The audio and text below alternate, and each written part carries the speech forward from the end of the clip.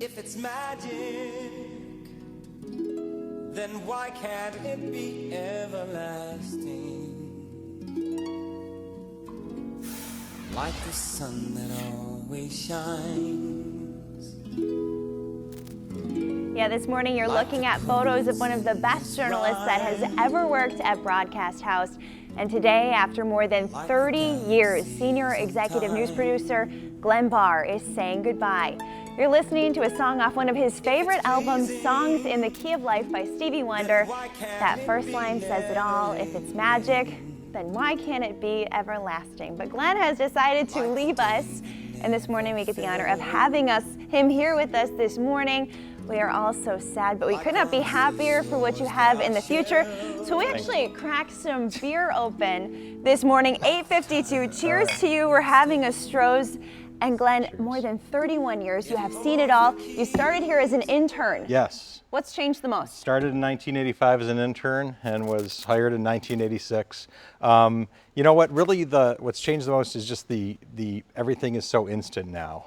With WXYZ.com and Facebook, it's changed. I mean, and we do more news than ever before. I mean, the morning show has expanded, and a 7 o'clock news. So we're just doing more news than ever before. And Detroit is a great news town. Yeah, we've started, and we have a second station, and you've seen all of this grow.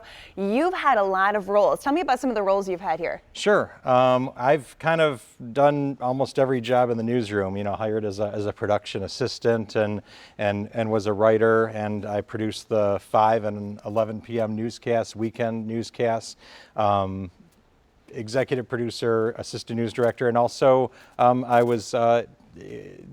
helped kick off Detroit 2020, which was a phenomenal effort that's still going strong. It is a phenomenal effort. What's it been like for you to see Detroit grow into what it is now? It's been great. You can see the changes every year. I mean, Detroit continues to grow, and we've been telling those great stories of how Detroit is moving forward. I mean, you can just see the difference, and there's an excitement in the city. We love that, and in all of those stories, you have covered some big things in Detroit.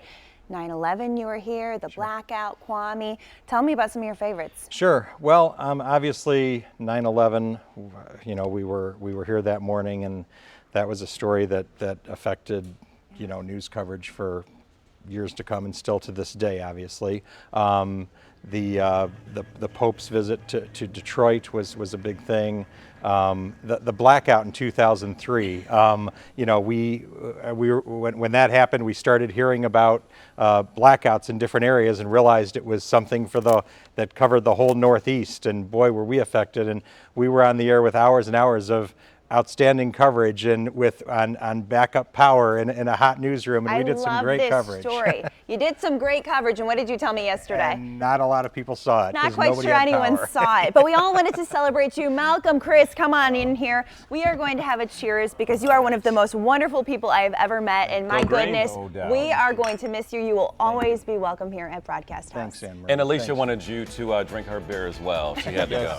Yeah. You'll help us out, right? Yeah, absolutely. Thanks. To Glenn Barr. Thank you.